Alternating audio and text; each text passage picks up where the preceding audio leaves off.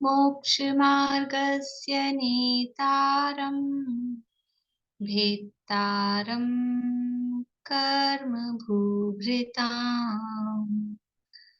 ज्ञातारं विश्वतत्त्वानां वन्दे तद्गुणलब्धये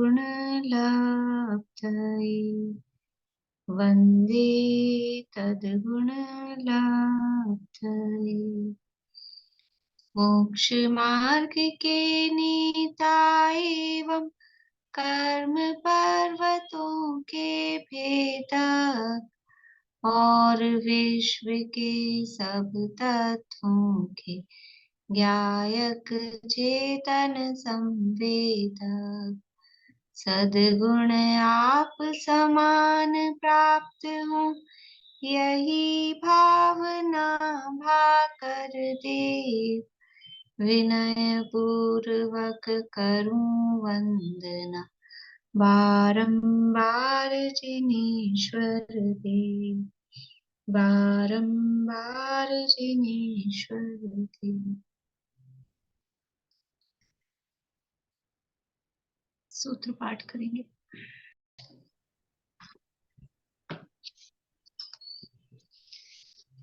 तत्वार्थ सूत्र नामक महाशास्त्र आचार्य उमा स्वामी देव द्वारा रचित, इसका दूसरा अध्याय यहाँ चल रहा है और संसारी जीवों का प्रकरण इसके अंतर्गत चल रहा है। संसारी जीव, उनके भेद प्रभेद, फिर संसार दशा में क्या स्थिति होती है।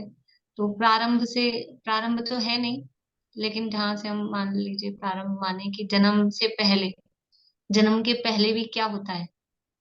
जन्म के पहले, जन्म से नहीं बात कर रहे हैं, जन्म के पहले की बात है ये। विग्रह गति क्या है? विग्रह गति में जन्म है कि नहीं है? कि वहां जन्म नहीं है। तो विग्रह गति में मरण है? मरण भी नहीं है। मरण के बाद और जन्म से पहले, ये वो स्थिति है जो मरने के बाद होती है और जन्मने से पहले होती है। उसको बोलते हैं विग्रह गति। विग्रह गति का काल पूरा होने के बाद जन्म होता है। ठीक है? यानी जन्म अलग चीज है और ये विग्रह गति अलग चीज है। तो ये गति के नियम यहाँ बताए थे कि विग्रह गति में कार्मण का योग, कर्म योग होता है और वहां पर जो गति होती है यानी जो गमन होता है वो कैसा होता है? अनुश्रेणी, श्रेणी के अनुसार वो गमन होता है। ये बात बताई। फिर अब कह रहे हैं कि ये सूत्र कल हमने सूत्रों के अर्थ तो देखे थे। अविग्रहा जीवस्य 27 नंबर का सूत्र है, 27, 28, 29, 30, कि जो जीव की गति है वो मोड़े रहित होती है। तो मोड़े रहित होती है जीव की गति, तो फिर आप विग्रह गति वाली बात ही कहाँ से कर रहे हो कि जब जीव की गति अविग्रह होती है। तो अगला सूत्र दिया कि विग्रहवती च संसारिणः प्राक चतुर्भ्य। लेकिन जो संसारी जीव हैं उनकी विग्रह वाली भी होती है। देखो, संसारी जीवों की विग्रह वाली ही होती है ऐसा नहीं कह रहे। जीव की गति तो बिना विग्रह यानी बिना मोड़े वाली होती है, लेकिन संसारी जीवों की गति मोड़े वाली भी होती है। ठीक है? और कहाँ से होती है? प्राक चतुर्भ्य। कहाँ तक हो रही है? कि 4 से पहले, यानी 4 मोड़ों से पहले पहले, यानी 3 मोड़ों वाली गति भी संसारी जीव की होती है। अब यहाँ जो ये गति की बात कर रहे हैं तो ये विग्रह गति वाली गति की, और वैसे अन्य समयों में जो गति होती है वो तो सब कैसी भी होती है, उसकी बात नहीं है। यहाँ तो मेनली जो बात है विग्रह गति जिसे हम कह रहे हैं, मरण के बाद वाला जो गमन हो रहा है या फिर सिद्ध दशा के लिए जो गमन हो रहा है। तो सिद्ध दशा के लिए जो गमन हो रहा है सिद्ध जीवों की अविग्रह गति ही होती है, बिना मोड़े वाली गति ही होती है। सिद्ध भगवान कभी मोड़ा नहीं लेते कि इधर से उधर हो जाए, यहाँ जगह कम है वहां जगह ज्यादा है। सिद्धालय में देखें किधर क्या सेटिंग है। कोई वहां पे एक, क्या बोलते हैं, ट्रैफिक पुलिस वाला होता हो, फिर वो एडजस्ट करता हो कि नहीं इधर आओ इधर आओ इधर आओ। कोई वॉचमैन खड़ा होता हो, ऐसा कुछ नहीं है। जहां से वो 8 कर्मों का नाश करते हैं वहीं से सीधे आके सिद्धालय में विराजमान होते हैं, तो उनकी तो अविग्रह गति होती है।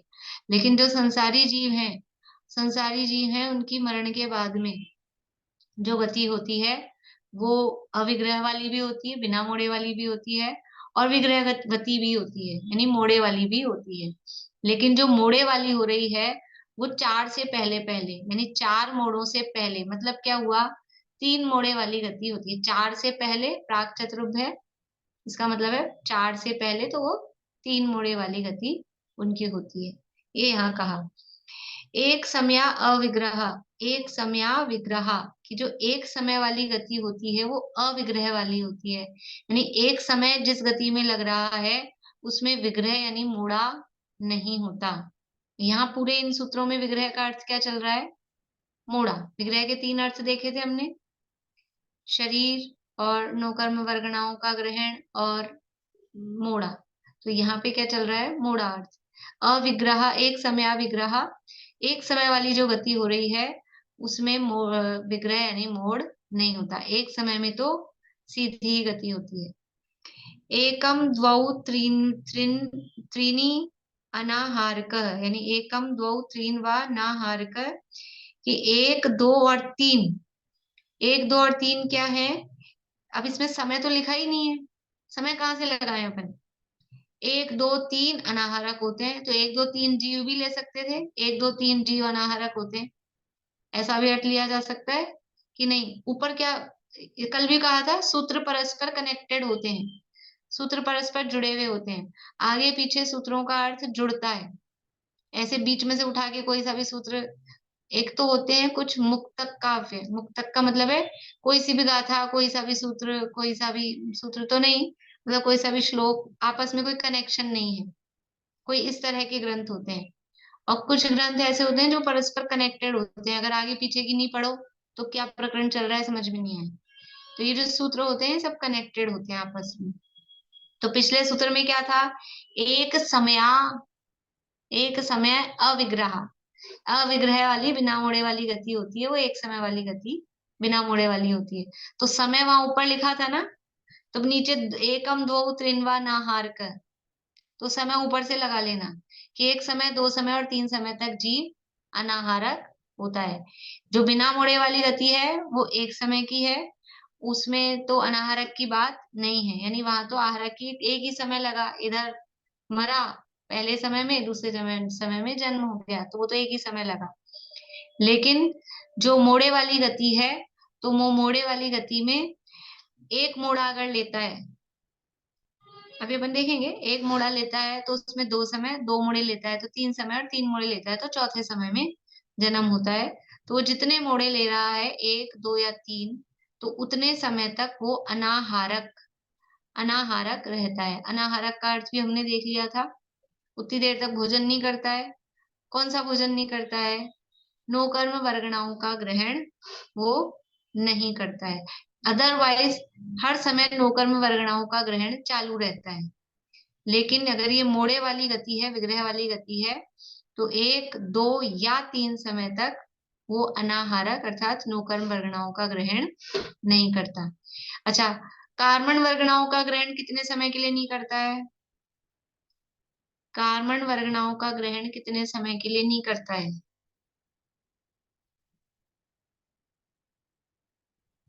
बोलिए सुधा जी। हर समय ही करता है। हर समय ही करता है, हाँ पक्का? यही हाँ जवाब है सबका, बढ़िया। हाँ। कार्बन वर्गणाओं का समय ग्रहण तो हर समय करता है, उसकी अपेक्षा अनाहारक नहीं है। वो कार्बन वर्गणाओं वाला कार्बन आहार, कर्म आहार, वो तो हर समय, क्योंकि कहा था विग्रह गतौ कर्म योग, विग्रह गति में कर्म योग है, तो कार्बन वर्गणाओं का ग्रहण तो हर समय है। लेकिन नो कर्म वर्गणाओं का ग्रहण हर समय नहीं है। हर समय नहीं है, कब नहीं है, नो कर्म वर्गणाओं का ग्रहण भी संसार में हर समय है। केवल कब नहीं है, कि जब विग्रह गति में मोड़े वाली विग्रहवती अगर वो गति है, तो फिर नौकर्म वर्गणाओं का ग्रहण नहीं है। अदरवाइज नौकर्म वर्गणाओं का ग्रहण भी हर समय होता है। ठीक है, तो ये सूत्र तो अपने हो गए हैं, अब अपन टीका पढ़ते हैं, उसमें और विशेष कुछ बात आ रही है तो वहीं से चर्चा करते हैं। पेज नंबर 118, गति का नियम और समय, सूत्र नंबर 27, 28, 29, 30, तत्वार्थ मणि प्रदीप। देखिए अर्थ से ही पढ़ लेते हैं। जीव की गति अविग्रह अर्थात मूढ़ा रहित होती है। संसारी जीवों की गति विग्रह वाली भी होती है, पर विग्रह वाली गति 3 मोड़ों से अधिक मोड़ों वाली नहीं होती है। ये प्राक चतुर्भ्य का है ना, तो 4 से पहले मतलब 3, 3 से अधिक नहीं होती है। अविग्रह गति में अर्थात बिना मोड़े वाली गति में मात्र एक समय लगता है। इस अविग्रह गति को ऋजु गति भी कहते हैं। ऋजु का मतलब होता है सीधी सरल। ऋजुता शब्द सुना है? ऋजुता शब्द, ऋजुता किसका अर्थ होता है? या ऋजुता का अर्थ दूसरा बता दीजिए, बोले नीलम भाभी। सरलता। ऋजुता यानी सरलता, सीधापन। मार्दव। मार्दव। मार्दव में मार्दव। नहीं, मार्दव का अर्थ नहीं है ऋजुता। अरे मार्दव। तब मार्दव। मार्दव। आर्जव का, आर्जव धर्म का। आर्जव, ठीक है ना। मार्दव तो है मान का अभाव, वो सरलता है। ये सरलता मतलब ये सीधापन। जो वो माया कषाय में टेढ़ा मेढ़ापन होता है ना, तो ऋजुता का मतलब है आर्जव, सीधा। मायाचारी में बोलता कुछ है, सोचता कुछ है, कहता कुछ है, तो वो टेढ़ा मेढ़ापना रहता है। तो वो उसके अपोजिट में है सीधा। तो ऋजु गति एक समय वाली गति है, वो सीधी गति है, मोड़ा नहीं है। मोड़ा नहीं है इसका मतलब सीधी है, तो उसको ऋजु गति भी कहते हैं। ऋजु मतलब है सीधी, सरल। इस अविग्रह गति को ऋजु गति भी कहते हैं। विग्रह गति में जीव एक समय, 2 समय या 3 समय तक अनाहारक रहता है। तात्पर्य यह है कि संसारी और मुक्त सभी जीवों की गति अविग्रह तो होती ही है। मतलब अविग्रह तो दोनों की होती है, संसारी की भी और मुक्त की भी। पर संसारी जीवों की गति विग्रह वाली भी होती है। ठीक है। अभी आपसे प्रश्न, अभी तो आ ही जाएगा, आ ही जाना चाहिए। संसारी जीवों की गति विग्रह वाली ही होती है, हाँ कि ना? मैं दोबारा नहीं बोलूंगी, अभी अभी बोला है।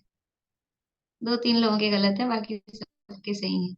संसारी जीवों की गति विग्रह वाली ही होती है, जवाब आएगा ना। संसारी जीवों की गति विग्रह वाली भी होती है, तो जवाब आएगा हाँ।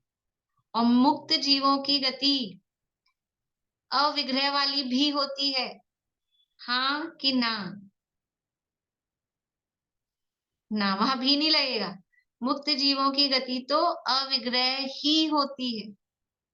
अगर अपन ऐसे कहेंगे अविग्रह वाली भी होती है, इसका मतलब विग्रह वाली भी होती है। भी लगाने से लगता है ना कुछ और भी है, दूसरा भी है। तो ये कंसेप्ट क्लियर रखिएगा माइंड में। मुक्त जीवों की गति तो अविग्रह ही होती है, और संसारी जीवों की गति अविग्रह भी होती है और विग्रह वाली भी होती है।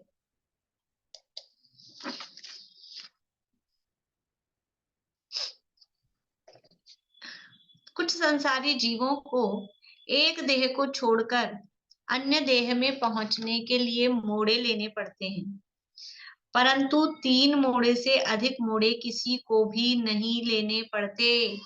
ये 3 ही समय क्यों कहा प्राक चतुर्भ्य? क्योंकि पूरे लोक में 343 घन राजू में कहीं भी जीव हो, कहीं से भी मरे और कहीं भी पैदा होना हो, मैक्सिमम कितने मोड़े ले सकता है? 3 मोड़े। 3 मोड़े से अधिक मोड़े किसी को भी नहीं लेने पड़ते। और ये जो 3 मोड़े लेता है वो भी कौन जीव लेता है? वो भी स्थावर, वो भी स्थावर लोक से इधर कहीं जा रहा है। तो त्रस जीवों को तो 2 मोड़ों में ही काम हो जाता है, त्रस जीव को 3 मोड़े नहीं लेने पड़ते। क्योंकि त्रस जीव कहाँ पाए जाते हैं? अब देखो, थोड़ी बहुत लोक की रचना और ये स्वरूप इसीलिए वहां बताया कार्तिकेय ज्ञानोपेक्षा में, थोड़ा बहुत आना चाहिए। त्रस जीव कहाँ पाए जाते हैं? लोक में त्रस जीव कहाँ पाए जाते हैं? दीदी त्रस नाड़ी में। त्रस नाड़ी में। त्रस नाड़ी के बाहर त्रस जीव नहीं पाए जाते। और त्रस नाड़ी की रचना कैसी है? वो है आयताकार, है ना।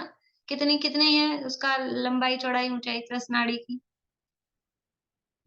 त्रस नाड़ी की लंबाई चौड़ाई ऊंचाई सबके हाथ खड़े चाहिए मुझे।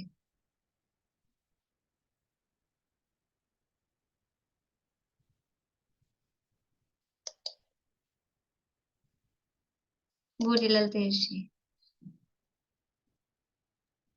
मैम 14 राजू ऊंची, 1 राजू चौड़ी।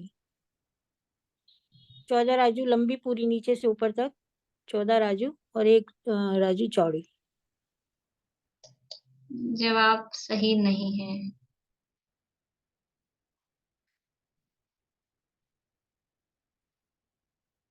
बोलिए अनीता जी। कम 13 राजू लंबाई है उसकी, और 1 राजू width। हाँ, एक राजू चौड़ी, एक राजू मोटी, और कुछ कम 13 राजू 13 बताया राजू। था आपको, पूरा हिसाब किताब बताया था। कुछ कम 13 राजू, क्या क्या कम है उसमें। एक राजू तो पूरा नीचे से कम है, तो 14 की तो 13 हो ही गई है, और उसमें भी कुछ कम क्या क्या है वो भी आपको बताया था। ठीक है, तो कुछ कम 13 राजू और कुछ कम 13 घन राजू, बाद में तो 1/1 है। एक राजू चौड़ी, एक राजू मोटी, 7 राजू की नहीं है पूरी त्रस नाड़ी। एक राजू चौड़ी, एक राजू मोटी, ऐसा, और ऊंचाई है उसकी कुछ कम 13 राजू। तो त्रस जी यानी वो चौकोर, मतलब ऐसा आयताकार, ऐसे टेढ़ी मेढ़ी सी नहीं है। लोक का तो आकार कैसा है, टेढ़ा मेढ़ा है। टेढ़ा मेढ़ा मतलब कहीं चौड़ा कहीं सकड़ा कहीं चौड़ा, इस तरह का है। लेकिन त्रस नाली है वो थोड़ी ऐसी सिमेट्रिक, सिमिलर है, मतलब सीधी सी है। तो त्रस नाली में त्रस जीव वहीं जन्मेंगे और वहीं मरेंगे। तो त्रस जीवों का जन्म तो मैक्सिमम 2 मोड़ों में उनका तो काम हो जाएगा। उनको 2 मोड़ों से ज्यादा जरूरत ही नहीं पड़ेगी, कहीं भी हो त्रस नाली में, कहीं से भी मरे, कहीं भी जन्म ले, 2 मोड़ों में उनका काम हो जाएगा। हाँ, 3 मोड़े किसको लगते हैं, 3 मोड़े उसी को लगते हैं जिसको स्थावर लोक में, वो भी अभी अपन देखेंगे, पर्टिकुलर कहीं कुछ एरिया ऐसा है, क्योंकि वो लोक का आकार ऐसा है ना, तो कहीं छोटा है कहीं बड़ा है इस अपेक्षा से। तो फिर वो 3 मोड़े लेने पड़ते हैं, नहीं तो 2 ही मोड़ों में काम हो जाता है। चौथे मोड़े की तो जरूरत किसी को भी नहीं पड़ेगी, ये यहाँ पर कह रहे हैं। देखिए आगे, मुक्त जीव तो अंतिम देह छोड़कर बिना मोड़ा लिए एकदम सीधे चले जाते हैं, परंतु संसारी जीवों में कुछ संसारी जीव भी बिना मोड़ा के सीधे चले जाते हैं, पर कुछ जीव 1 मोड़ा लेते हैं, कुछ 2 मोड़ा लेते हैं, और कुछ 3 मोड़ा लेते हैं। जिसको जहां जैसे भी जन्म लेना है उस हिसाब से होता है। प्रश्न, अविग्रहा जीवस्य सूत्र का अर्थ आप ऐसा कर रहे हैं कि जीव की गति अविग्रह यानी बिना मोड़े की होती है, क्या यह सही है? आप ऐसा अर्थ कर रहे हो अविग्रहा जीवस्य, जीव की गति बिना मोड़े की होती है, ये शिष्य की तरफ से प्रश्न किया, क्या यह अर्थ सही है? तो उत्तर कह रहे हैं क्यों, इसमें क्या गलती है? उक्त सूत्र का सीधा सच्चा अर्थ तो यही है क्योंकि मुक्त और संसारी सभी जीवों की गति अविग्रह तो होती ही है, यानी मुक्त जीवों की तो अविग्रह ही होती है, और संसारी जीवों की भी अविग्रह तो होती ही है ना। अविग्रह तो होती ही है मतलब अविग्रह गति तो उनकी होती ही है, संसारी जीवों की भी। समझ में आई बात? भाई अविग्रह जीवस्य कहा, तो अविग्रह जीवस्य का अर्थ आप ऐसे क्यों कर रहे हो कि जीव की गति बिना मोड़े वाली होती है? तो बोल रहे इसमें क्या गलती है, क्योंकि जीव 2 प्रकार के हैं, संसारी और मुक्त। तो संसारियों मुक्त जीवों की तो सबकी गति बिना मोड़े वाली है, सीधी है, और जो संसारी जीव है उनमें भी कुछ जीवों की कभी तो गति होती ही है सीधी। तो इसलिए इसमें कोई गड़बड़ तो नहीं है ये अर्थ करने में। और फिर अगले सूत्र में कह ही दिया कि जीवों की गति, संसारी जीवों की गति बिना मोड़े वाली भी होती है, नहीं मोड़े वाली भी होती है। प्रश्न, होती तो है, पर सरवार सिद्धि और राजवार्तिक जैसे महान ग्रंथों में इस सूत्र का अर्थ ऐसा किया है कि मुक्त जीवों की गति अविग्रह होती है। ये प्रश्न कहाँ से उठाया कि सूत्र में लिखा है अविग्रह जीवस्य, और यहाँ अर्थ में लिखा है जीव की गति बिना मोड़े वाली, अविग्रह वाली यानी मोड़ा रहित होती है। तो शिष्य प्रश्न कर रहा है कि जो टीकाएं हैं सरवार सिद्धि और राजवार्तिक, किसकी टीकाएं हैं? सरवार सिद्धि और राजवार्तिक किसकी टीकाएं हैं? तत्वार सूत्र की, तत्वार सूत्र की टीकाएं है ना। तो उनमें इस सूत्र का जो 27वां सूत्र है उसका अर्थ किया है, अविग्रह जीवस्य का अर्थ किया है कि मुक्त जीवों की गति बिना मोड़े वाली होती है, ऐसा अर्थ उसमें किया। तो बोल रहे वहां आचार्य ने तो ये अर्थ किया और आप ये कर रहे हो, तो ऐसा क्यों कर रहे हो? तो ये कह रहे हैं कि वो उन्होंने भी जो अर्थ किया है नीचे उसमें स्पष्टीकरण दिया है, और हमने भी जो अर्थ किया है वो अर्थ गलत नहीं किया, क्योंकि जीव दोनों प्रकार के हैं ना, संसारी भी जीव है और मुक्त भी जीव है। देखो, अगर अविग्रह जीवस्य में से संसारी और मुक्त में से किसी भी एक में बिना मोड़े वाली गति नहीं होती, तो हम नहीं कह सकते थे कि जीव की गति बिना मोड़े वाली होती। समझ में आ रही बात? जैसे क्या ऐसा सूत्र बना सकते हैं, विग्रह विग्रह जीवस्य, यानी जीव की गति विग्रह वाली होती है, ये सूत्र बना सकते हैं क्या? ये सूत्र नहीं बना सकते। क्यों नहीं बना सकते? क्योंकि जीव दो प्रकार के हैं, संसारी और मुक्त। तो दोनों में ये बात घटित होनी चाहिए। संसारी जीवों में भी घटित होनी चाहिए कि मोड़े वाली गति हो, और मुक्त जीवों में भी घटित होनी चाहिए कि मोड़े वाली गति हो। तो संसारियों में तो घटित हो जाएगी कि मोड़े वाली गति होती है, पर मुक्त जीवों में घटित नहीं होगी। इसलिए ये सूत्र नहीं बना पाएंगे कि विग्रह जीवस्य, जीव की गति विग्रह वाली होती है। लेकिन ये सूत्र बना सकते हैं अविग्रह जीवस्य। क्यों? क्योंकि जीव दो प्रकार के हैं, संसारी और मुक्त। तो संसारियों में भी बिना मोड़े वाली गति होती है और सिद्धों में भी बिना मोड़े वाली गति होती है। इसलिए सूत्र के अर्थ में कोई गलती नहीं है। देखिए अर्थ वापस, वह अर्थ भी सही है क्योंकि उन्होंने उसकी सत्यार्थता को संयुक्ति सिद्ध किया है। हमने भी उक्त ग्रंथों में समागत इस प्रकरण को गंभीरता से देखा है। वैसे तो दोनों में कोई अंतर नहीं है, क्योंकि निष्कर्ष तो दोनों का एक ही है। फिर भी न जाने क्यों हमें सहज सरल प्रतिपादन यह लगा, इसलिए हमने सहजता से यह अर्थ किया है। इसमें अन्य कोई भाव नहीं है। ये उन्होंने अपना क्लियरिफिकेशन दिया है, क्योंकि वहां टीकाओं में आचार्यों ने क्यों किया है ये अर्थ, कि समझ में आया ना आप लोगों को? प्रश्न समझ में आया कि नहीं? दोनों प्रश्न। तो वहां आचार्य ने क्या अर्थ किया अविग्रह जीवस्य का, कि मुक्त जीवों की गति बिना मोड़े वाली होती, क्योंकि नीचे संसारिणः पद दिया है अगले सूत्र में, तो ऊपर वाले सूत्र में वो मुक्त जीवों से उसका अर्थ निकाल लिया। और फिर विग्रहवती च लिखा है, तो च यानी भी, च का अर्थ भी करना। तो संसारी जीवों की गति विग्रह वाली भी होती है, तो भी जब लगा दिया इसका मतलब है अविग्रह वाली भी होती है। तो वो दोनों अर्थ बराबर जम जाते हैं। लेकिन सीधा सीधा सूत्र में जो लिखा है अविग्रह जीवस्य, इसलिए यहाँ सीधा अर्थ किया है कि जीव की गति अविग्रह यानी बिना मोड़े वाली होती है। यहाँ सिद्ध वर्ड नहीं लिया।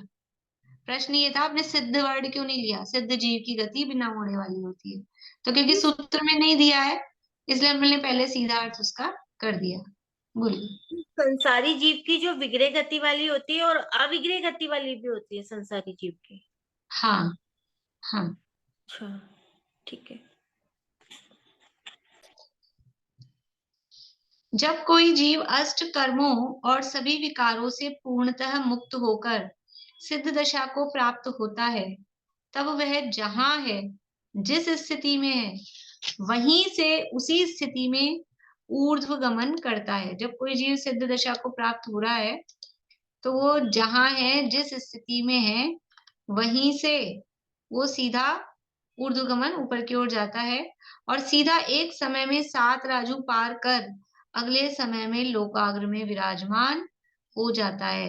जैसे 3:08 पर कोई जीव यहाँ 8 कर्मों का नाश किया, और 1 मिनट को एक समय पर मान ले, तो 3:09 पे वो सीधा वहां जाके सिद्धालय में विराजमान हो जाता है। एक समय में 7 राजू सीधा, यहाँ से सिद्धालय की दूरी 7 राजू लगभग वो रहती है, तो वो वहां विराजमान हो जाता है।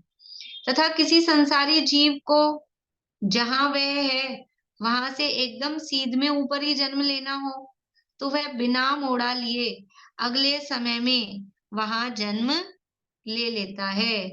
यानी सीधा जहां जहां है और उसके ऊपर नीचे दाएं बाएं, यानी पूर्व पश्चिम उत्तर दक्षिण ऊर्ध्व कहीं भी जन्म लेना है, तो बिना मोड़े वो अगले समय में सीधा जन्म ले लेता है। तो मुक्त जीव भी अविग्रह यानी बिना मोड़े वाला गमन कर रहे हैं, और संसारी जीव भी बिना मोड़े वाला गमन कर रहे हैं। इस प्रकार मुक्त व संसारी जीवों की गति अविग्रह अविग्रह अर्थात बिना मुड़े वाली होती है। अब ये जो अगला सूत्र है अनाहारक, तो उसके लिए यहाँ आहार की चर्चा अपन ने कल कर ली थी, अभी यहाँ से पढ़ लेते हैं। और औदारिक, वैक्रियक और आहारक, इन 3 शरीरों तथा 6 पर्याप्तियों के योग्य पुद्गलों के ग्रहण करने को आहार कहते हैं। ये वैसे भी बोल्ड है, आप लोग भी अंडरलाइन कर लीजिए। और कि आहार किसे कहते हैं? औदारिक, वैक्रियक, आहारक, के 3 शरीरों के नाम है। अभी आगे इसी अध्याय में शरीरों की भी चर्चा आने वाली है। 3 प्रकार के शरीर हैं, कुल 5 प्रकार के शरीर होते हैं, औदारिक, वैक्रियक, आहारक, तेजस और कार्मण। उनमें से 3 शरीर हैं, औदारिक, वैक्रियक और आहारक। इन 3 शरीरों तथा 6 पर्याप्तियों के योग्य उद्गलों के ग्रहण करने को आहार कहते हैं। देखो, पर्याप्ति किसे कहते हैं? पर्याप्ति की परिभाषा, पर्याप्ति का स्वरूप तो समझ में आया आप लोगों को? पर्याप्ति शब्द से तो परिचित हो गए, परिभाषा भी लिख लीजिए। पर्याप्ति किसे कहते हैं?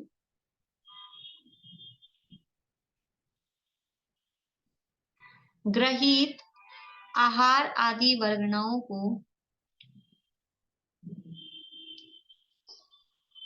ग्रहित आहार आदि वर्गणाओं को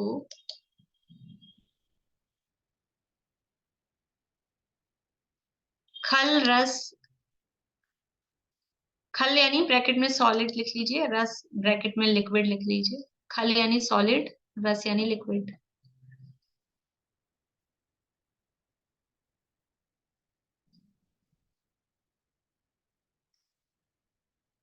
ग्रहित आहार आदि वर्गणाओं को खल यानी सॉलिड, रस यानी लिक्विड आदि रूप परिणमाने की जीव की शक्ति की पूर्णता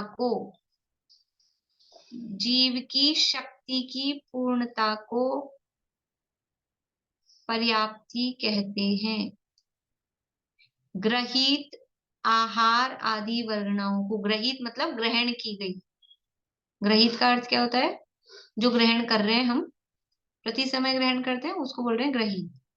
ग्रहित आहार आदि वर्गणाओं को खल यानी सॉलिड और रस यानी लिक्विड आदि रूप परिणमाने की जीव की शक्ति की पूर्णता को पर्याप्ति कहते हैं।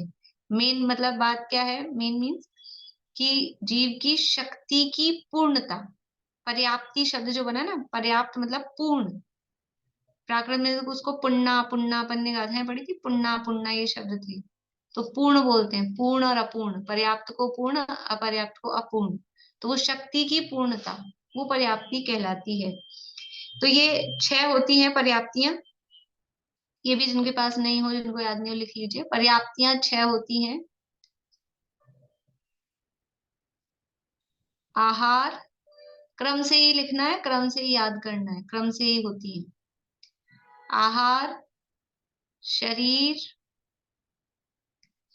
शिमला अभी आप सुनाएंगे?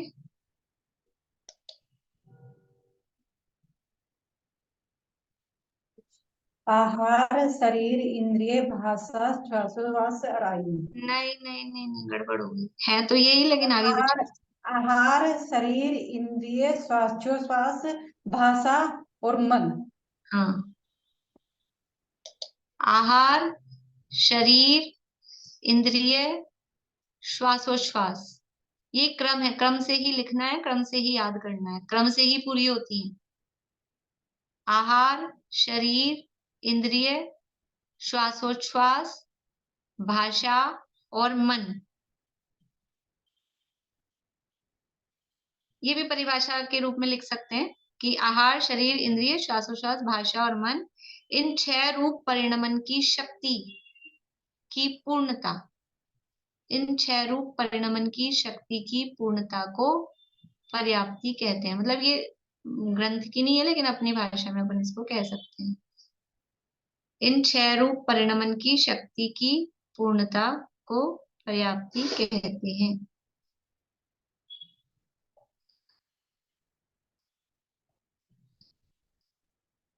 तो आहार किसे कहते हैं? कि 3 शरीर और 6 पर्याप्ति के योग्य पुद्गलों को ग्रहण करना। 3 शरीरों के लिए कौन से पुद्गल ग्रहण करने पड़ते हैं? 3 शरीरों के लिए कौन से पुद्गल आते हैं? उन पुद्गलों का क्या नाम है जो 3 शरीरों के लिए ग्रहण किए जाते हैं?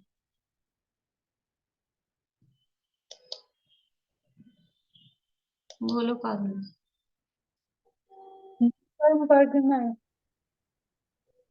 नो कर्म वर्गणाएं। नो कर्म वर्गणाएं तो सबका नाम हो गया।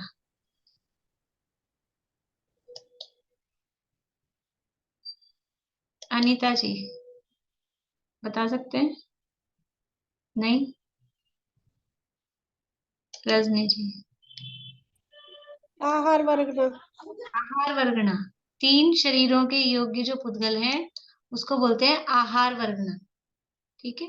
नो कर्म वर्गना तो पूरी 6 पर्याप्तियों की योग्य जो वर्गनाएं आ रही ना उनको नो कर्म वर्गना कहेंगे। तो 3 शरीरों के योग्य हो गई आहार वर्गना। ठीक है। तो आहार आहार 6 पर्याप्ति है ना, तो आहार पर्याप्ति यानी वो आहार वर्गनाओं का ग्रहण हुआ उसकी शक्ति, आहार वर्गनाओं को ग्रहण करने की शक्ति। फिर शरीर पर्याप्ति यानी शरीर रूप उनको परिणमित करने की शक्ति। फिर इंद्रियां, इंद्रियां भी वही आहार वर्गना से बननी है, वो उसकी शक्ति। श्वासोच्छ्वास, श्वासोच्छ्वास पहली बात, श्वासोच्छ्वास क्या वर्गनाओं से बनती है? श्वासोच्छ्वास के लिए क्या पुद्गल चाहिए? भाई पहले तो ये डिसाइड करें ना, तब तो मैं पूछूं फिर कौन सा पुद्गल चाहिए। भाई पहले ये तो हो कि पुद्गल चाहिए कि नहीं चाहिए। श्वासोच्छ्वास बोलो प्रीति। हाँ, वर्गना तो चाहिए पुद्गल। पुद्गल वर्गना, पुद्गल है श्वासोच्छ्वास। हाँ, पुद्गल। कौन सी वर्गनाएं चाहिएंगी फिर? भाषा, आहार,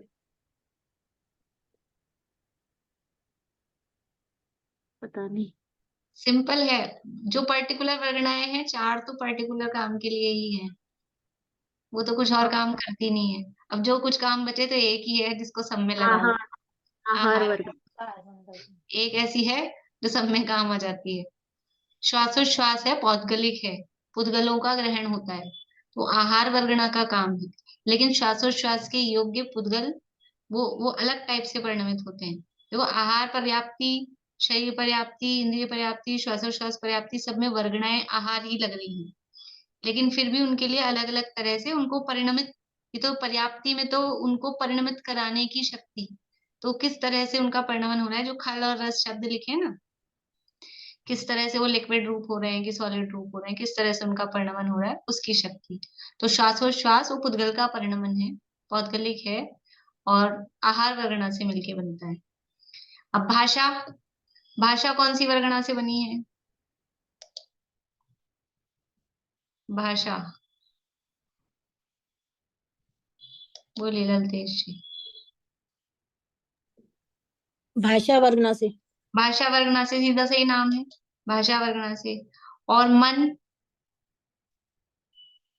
मन किस वर्गना से बनेगा? बोलिए वर्षा भाभी। मनोवर्गना से। मनोवर्गना से। ठीक है।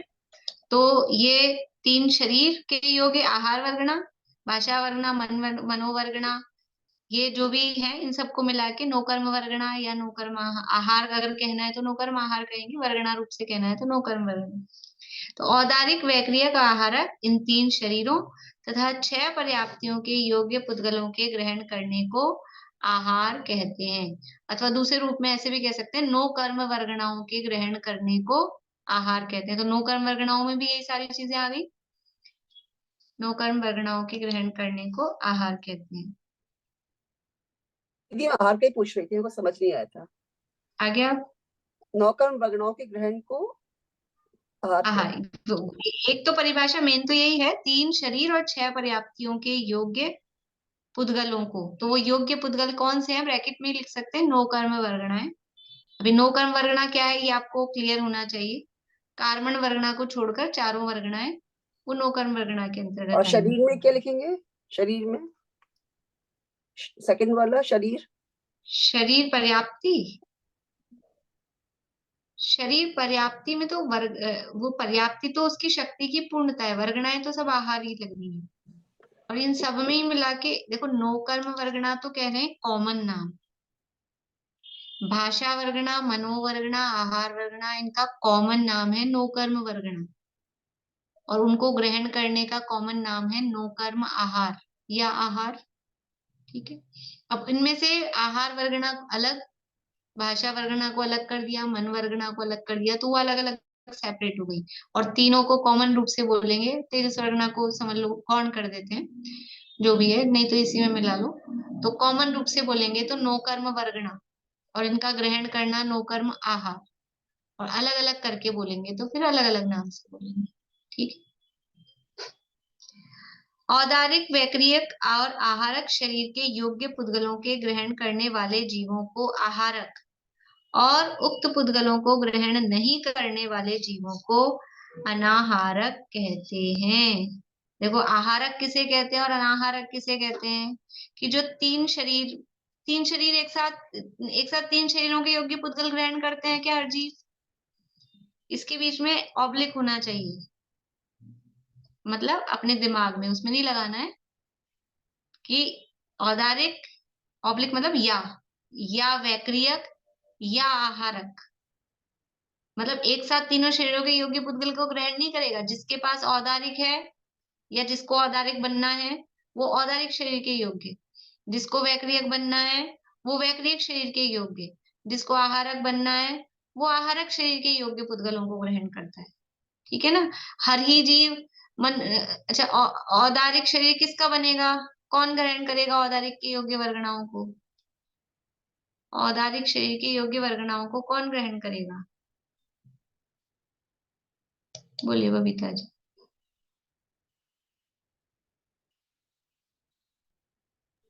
सभी जीव ग्रहण करते हैं ना औदारिक शरीर। औदारिक शरीर तो सभी के ही है। सभी के होता है चारों गतियों में? नहीं, त्रियंश के जी। अभी तो आपने कहा सभी के, अब नहीं बोल रहे हैं। तो तिर्यंचों के होता है औदारिक शरीर? तिर्यंचों के होता है या तिर्यंचों के नहीं होता है? त्रियंश के भी होता है औदारिक शरीर तो। तिर्यंचों के भी होता है तो देवनार की, मनुष्य, तिर्यंच सबके होता है? नहीं नहीं, देव नारकी के नहीं होते औदारिक शरीर, वैक्रिक शरीर है उनका। तो फिर आपने अभी तो कहा सबके होता है औदारिक शरीर। औदारिक शरीर त्रियंचों के होते हैं। और मनुष्य के कौन सा होता है? त्रियंच और मनुष्य दोनों के औदारिक शरीर है। तो औदारिक शरीर के योग्य वर्गणाओं को ग्रहण कौन करेंगे चारों गतियों में से? मनुष्य और तिर्यंच। ठीक है, मनुष्य और तिर्यंच, ये दो। अब देवनार की किसी को देव बनना है तो वो कौन सी वर्गणाओं को ग्रहण करेगा? आहार वर्गणाओं को ग्रहण करेगा, लेकिन वैक्रियक शरीर के योग्य। कल बताया था शायद मैंने कि आहार वर्गणा के योग्य नहीं, औदारिक शरीर के योग्य आहार वर्गणाएं वो अलग टाइप की होती हैं, वैक्रियक शरीर के योग्य आहार वर्गणाएं वो अलग टाइप की होती हैं, आहारक शरीर की योग्य आहार वर्गणाएं वो अलग टाइप की होती हैं। नाम सबका आहार वर्गणा है, लेकिन उनके टाइप अलग अलग हैं, उनकी क्वालिटी अलग अलग है, उनमें परमाणुओं की जो स्थिति है वो अलग टाइप की है। तो जिसको वैक्रियक बनना है, किसको बनना है कि देव या नारकी को, तो उसकी वर्गणाएं वो अलग टाइप की ग्रहण करेगा। ठीक है, तो औदारिक अथवा वैक्रियक अथवा आहारक शरीर के योग्य, आहारक शरीर वाली वर्गणाएं कौन ग्रहण करेंगे? आहारक शरीर के योग्य वर्गणाएं कौन ग्रहण करेंगे? बोलिए अर्चना जी। छठवें गुणस्थानवर्ती मुनराज। छठवें गुणस्थानवर्ती जो मुनिराज हैं, जो आहारक शरीर बनाने वाले हैं, वो ग्रहण करेंगे। ठीक है, तो औदारिक, वैक्रियक और आहारक शरीर के योग्य पुद्गलों के ग्रहण करने वाले जीवों को आहारक, जब वो पुद्गलों को ग्रहण कर रहे हैं तो आहारक, और उक्त पुद्गलों को ग्रहण नहीं करने वाले जीवों को अनाहारक कहते हैं। तो ये जीव आहारक कब होता है? जैसे ही जन्म हुआ तो थोड़ी देर आहारक रहता है, उसके बाद फिर क्या होता है? उसके बाद अनाहारक हो जाता है। अभी तो हम अनाहारक है ना, कुछ खा तो नहीं रहे? बंद वाले वीडियो वाले कुछ खा तो नहीं रहे ना भी आप लोग? अनाहारक कब होता है? कि हर समय आहारक ही रहता है, केवल ये विग्रह करते कि 1 2 3 समय, उन समयों पर इन पुद्गलों को ग्रहण नहीं करता है, तब अनाहारक होता है। अदरवाइज ये जो शरीर के योग्य पुद्गलों को ग्रहण कर रहा है उसको आहारक, और उक्त पुद्गलों को ग्रहण नहीं कर रहा उसको अनाहारक कहते हैं। देखिए आगे, जो संसारी जीव एक मोड़ा लेकर उत्पन्न होते हैं वे जीव एक समय तक अनाहारक रहते हैं। इसी प्रकार जो जीव 2 या 3 मोड़ा लेकर जन्म धारण करते हैं वे क्रमशः 2 या 3 समय तक अनाहारक रहते हैं। तात्पर्य यह है कि मोड़े के समय जीव अनाहारक रहता है, किंतु जब मूढ़ा समाप्त करके अपनी उत्पत्ति स्थान को प्राप्त कर लेता है उस समय आहारक हो जाता है। जो मूढ़ा ले रहा है तो अनाहारक रहेगा, जितना मूढ़ा लेगा उतने समय तक अनाहारक रहेगा, और मूढ़ा नहीं ले रहा है तो अनाहारक भी नहीं होगा, आहारक ही रहेगा। बोलिए रत्न जी। अभी आपने बताया छठे गुण स्थान वाले मुनिराज आहारक वर्गनाओं को ग्रहण करते हैं। आहारक शरीर के योग्य आहार वर्गनाओं को ग्रहण करते हैं। आहारक शरीर के योग्य, अरे पर अभी बता रहे आहारक वर्गना तो सभी ग्रहण करते हैं, सभी जीव। तो वही तो कहा था, आहारक वर्गनाएं नहीं है, पहली बात तो आहार वर्गनाएं हैं, और वो आहारक शरीर है। एक तो ये थोड़ा सा क का डिफरेंस है ना। और मैंने अभी अभी बताया था, औदारिक, वैक्रियक और आहारक तीनों शरीर बनते तो आहार वर्गना से ही है, आहार वर्गना से। लेकिन औदारिक शरीर वाली आहार वर्गनाएं डिफरेंट है, वैक्रिक शरीर वाली आहार वर्गनाएं डिफरेंट है, और आहारक शरीर वाली आहार वर्गनाएं वो डिफरेंट है, अलग अलग तरह की है। तो आहारक शरीर के योग्य आहार वर्गनाओं को वो छठे गुणस्थानवर्ती मुनिराज जो आहारक शरीर बनाने वाले हैं, वो हर कोई छठे गुणस्थानवर्ती मुनिराज नहीं ग्रहण करेंगे। जिस समय उनके आहारक शरीर बन रहा है उस समय वो ग्रहण करेंगे। ठीक है। जो संसारी जीव बिना मोड़ा लिए पहुंच जाते हैं वो क्या अनाहारक, फिर वो अनाहारक होते नहीं है? हाँ, वो आहारक ही जो रहते हैं, आहारक ही, वो जो आहारक ही सीधा रहते जो हैं। सीधा अगले ही समय में जन्म ले रहे हैं, क्योंकि अनाहारक होगा मोड़ा के समय, मोड़ा ही नहीं लिया है, सीधा यहाँ मरे। अभी जैसे 3:26 पे मरे, 3:27 पे जन्म हो गया, तो यहाँ आहार लेते लेते मरे थे, मरते मरते भी कितना ही हम संलेखना पूर्वक मरण करें, लेकिन नौकर वर्गणाओं का ग्रहण मरते मरते अंत समय तक चालू रहता है। और यहाँ मरते मरते ये आहार लिया था, आहारक था, वर्गणाओं को ग्रहण किया था, और अगले समय पे जन्म हो गया, जन्म होते ही फिर से चालू है, तो वो अनाहारक होता ही नहीं, जो एक ही समय में सीधी सीधी गति से, ऋजु गति से जिसका जन्म हो रहा है। बोले सुमन जी। इसमें वो अभी भी मुझे कल भी कंफ्यूजन था, तेजस शरीर और तेजस वर्गनाओं की कोई बात नहीं आई, बाद में आएगी। नहीं आई, अभी भी मैंने कहा ना, तेजस शरीर और वो तेजस वर्गनाएं साइलेंट है, हम लेना चाहें तो नौकर वर्गनाओं में ले लें, नहीं तो उसकी कोई बात नहीं आती, क्योंकि वो साइलेंट ही है, मतलब उसका तेजस कुछ शरीर खास का रोल नहीं है। ये जो अच्छा। तेजस शरीर है, 5 शरीरों वाला तेजस शरीर, मतलब अभी शरीरों का प्रकरण आएगा जब अपन और चर्चा करेंगे, तो उसमें उसका कोई खास रोल नहीं है, केवल शरीर को तेज गर्मी प्रदान करने वाला काम है। बाकी और दूसरा उसका फिर वो निस्सरण तेजस वाला आएगा तो वो अलग है। तो ये तेजस वर्गणाओं की विशेष, मतलब इसका कुछ ना तो योग में कोई उसका योगदान विशेष है, ना इनके ग्रहण की चर्चा अलग से है। तो नौकर वर्गणाओं में अपन कॉमन रूप से ले सकते हैं उसको, क्योंकि वो कार्बन विग्रह अलग गति किया में, है। हाँ ठीक है, विग्रह गति में नहीं होता उसका, तेजस शरीर साथ नहीं रहता। नहीं, विग्रह गति विग्रह गति में तेजस शरीर साथ होता है, साथ होता है। तेजस शरीर साथ होता है। ठीक है। ठीक।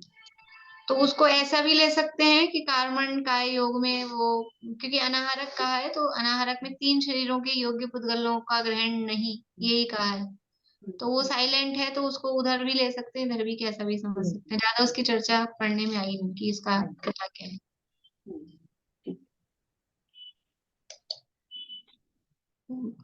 हाँ बोलो पारुल। भाभी हो गया था क्लियर मेरा, मेरे को यही पूछना था, जब एक समय बोला तो समय का तो गैप हो ही नहीं रहा उसमें, 26 को मरा 27 पे जन्म ले रहा है, तो गैप तो हो ही नहीं। हाँ, गैप नहीं हो रहा ना उसमें, अगले ही समय में जन्म, एक समय का मतलब इसको एक तो बोलेंगे ना, एक समय में हो गया, 26 और 27 एक तो हुआ ना, ऐसा। अगर 26 से 28 होगा तो फिर दो दो माइनस करके 2 हो जाएंगे, वैसे इसको एक समय ही बोलते हैं। बोले हेलो। देखते। हाँ, हाँ, जब वो सिद्ध शिला पे चला जाता है तब भी आरक रहेगा शरीर? नहीं मुक्त नहीं हो नहीं मुक्त होकर फिर आरक क्यों होगा? नहीं, मुक्त जीव आहारक नहीं होते। तो फिर वो कैसे होगा? मुक्त में चला गया तो फिर तो अनाहारक रहेगा वहां जाके। हाँ तो अब क्यों वर्गनाएं ग्रहण करेगा, फिर शरीर ही नहीं है, शरीर के हाँ, योग तो में वही वर्गनाएं ग्रहण आपने करेगा। कहा ना, जन्म जन्म लेते ही वो आरक बन जाता है, तो लेकिन मुक्त मुक्त जीवों को जन्म थोड़ी ना कहेंगे, यहाँ तो संसारियों की बात चल रही है, जन्म तो संसारियों का होता है ना, मुक्त का तो जन्म नहीं कहा जाएगा ना। अच्छा, वो मुक्त तो की नहीं अनारक हो समझना भाई, जाएगा। मुक्त की नहीं समझना, मुक्त जीव आहार नहीं ग्रहण करते, मुक्त का जन्म भी हाँ नहीं कहा जाएगा। हाँ ठीक है। वही। हाँ, ठीक, ओके। बोलिए दीपिका जी। वो 3 मोड़े वाला जो क्या सीक्वेंस है, वो 3 मोड़े कैसे लेता है? 3 मोड़े वाला आज मैं लेने वाली थी, लेकिन अभी तो 3 हैंड रेज और हैं। तो समय ही हो गया है, अब नेक्स्ट क्लास में कर पाएंगे। मैंने वो डायग्राम भी खोल के रखा था, लेकिन अभी नहीं। मैं डायग्राम से बताऊंगी आपको। डायग्राम भेज दीजिएगा, वो समझ में आ जाएगा तब। मैं बताऊंगी ना क्लास में, ठीक। क्लास में बताऊंगी 1 मोड़ा 2 मोड़ा 3 मोड़ा कैसे, तो वो अगली क्लास में करेंगे अपन। बोलिए रेनू जी। मैम आपने कहा कि 1 2 3 समय तक जीव अनारक होता है, तो मोड़े वाली गति में तो एक समय में भी जीव मोड़ा लेगा? एक एक समय वाली गति में मोड़ा नहीं है, एक मोड़े वाली गति में 2 समय। एक मोड़ा, अब वो करेंगे अपन, वो हो ही नहीं पाया, मैं बोर्ड पे भी बताती, वो अभी हो नहीं पाया है। ठीक है ना, अगली क्लास में क्लियर करेंगे। अगर कुछ अभी इस संबंध में कंफ्यूजन है तो वो अगली क्लास में करेंगे अपन। अभी क्योंकि समय हो ही गया, अभी 2 हाथ और खड़े हैं तो करेंगे फिर। बोलिए बुआ। हाँ ज्योति, आवाज आ रही? हाँ बुआ। वो विग्रह गति में कारमान शरीर और तेजस शरीर दोनों रहते हैं। हाँ, तो वर्गणाएं भी है ही, वो तो दोनों ही। वर्गणाएं तो हैं, पर वो ग्रहण करने के संबंध में तेजस वर्गणाएं, वो भी मान सकते हैं कि वहां उसका भी ग्रहण होता रहता है, ऐसा भी मान सकते हैं। और देख लेंगे इसको, तेजस वर्गणाओं का क्या है, वैसे आया नहीं कुछ देखने में उसके बारे हाँ में। पर अगर वहां अच्छा। वो शरीर है तो उनका ग्रहण भी मान सकते हैं। हाँ तो रहेंगे वो ग्रहण भी तो। मान सकते हैं। ठीक हाँ है, से- बोलिए। जो एक मोड़े से या बिना मोड़े के जाते हैं या 3 मोड़े से जाते हैं, उनमें क्या कोई विशिष्टता के हिसाब से कोई फर्क होता है या क्या होता है?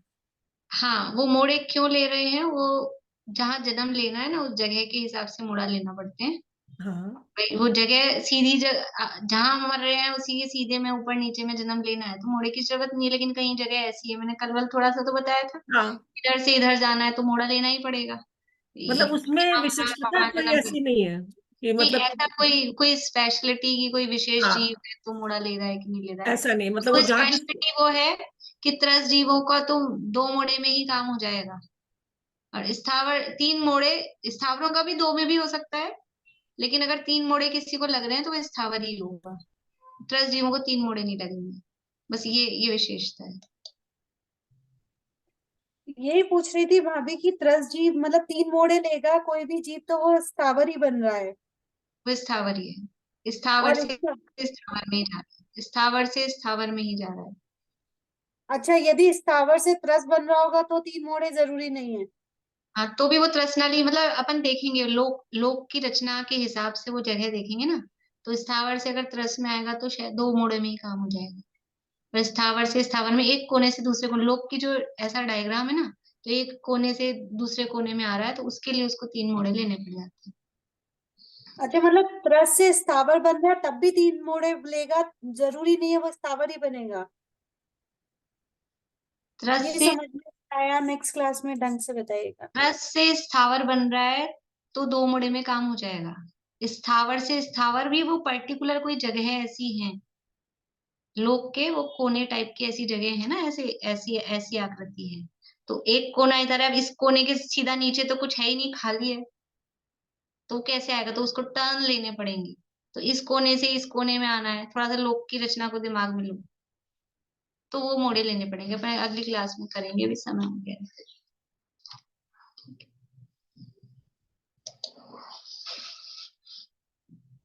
बोलिए शकुंतला जी। एक बार ये वर्गणा वापस बता दीजिए ना, आहार वर्गणा ये कितनी आहार वर्गणा, भाषा वर्गणा, भाषा वर्गणा, मनोवर्गणा, मनोवर्गणा, तेजस वर्गणा तेजस और कार्बन वर्गणा।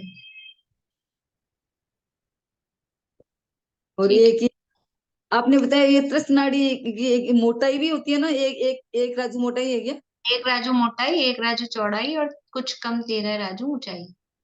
और ये विग्रह के तीन तीन नाम बताए, शरीर, मोड़ा और एक और नो कर्म वर्गणाओं का ग्रहण। आशा आंटी अब बस। नो कर्म वर्गणाओं का ग्रहण। बोलिए। विग्रह के 3 नाम है। मैं ऐसे कह रही थी कि ये सब ऑटोमेटिक कैसे है कि एक एक श्रेणी में एक एक समय में इतने से जीव विग्रह गति में से इधर से उधर ऑटोमेटिक सब कुछ सब होता रहता है अपने ऑटोमेटिक आप है, से। सब कोई ऑटोमेटिक, तरह का कहीं कोई प्रॉब्लम नहीं, किसको कहाँ जाना है। सब ऑटोमेटिक है।